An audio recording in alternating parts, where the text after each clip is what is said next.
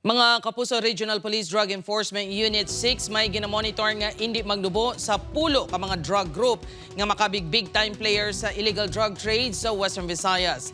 Nakatutok si John Sala. Wala na nakapalagpas ang makatapos ang Provincial Drug Enforcement Unit ang tumandok sa barangay ng Apototan, Iloilo, nga ginkilala kay alias Kenji sa drug bypass operation sa barangay Balabag, Pavia, Iloilo kahapon sang hapon. Nakuha sa iyang 310 tanan ka gramos ang suspected shabu nga nagabalor sa masobra 2 milyon pesos.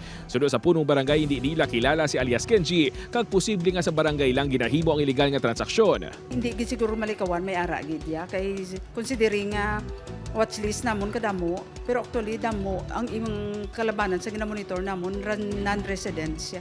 Sinigid lang mga bulan malapit 18 milyon pesos nga balor sang suspected shabu na recover sa Kapulisan sa serye sa mga drug bypass operation sa barangay Hipodromo, Iloilo City proper. Manuwas ang uton, Dumangas kag Istansya, Iloilo. Pila lang ang mga ini sa mga dalagkong operasyon sa syudad kag probinsya sang Iloilo sa mga bulan sang Disyembre. Suno sa Regional Police Drug Enforcement Unit may ginabanta pulo ka dalagkong drug personalities ang ginamonitor sa otoridad nga makabig mga bago nga big time players sa illegal drug trade sa rehiyon.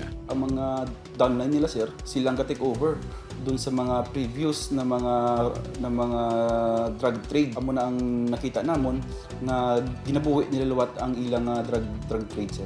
Damo daw pa sa ginamonitor ta subo. Sa karon naka-full alert status ang Police Regional Office 6 bangod sa posible nga pagdamo sang supply sang illegal nga droga subong nga holiday season. Lakip man nga ginamonitor ang mga pagtililipon angot sa Ati-Atian Festival kag Dinagyang Festival.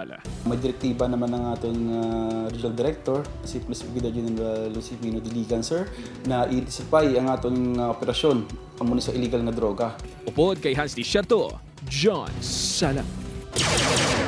Western Visayas.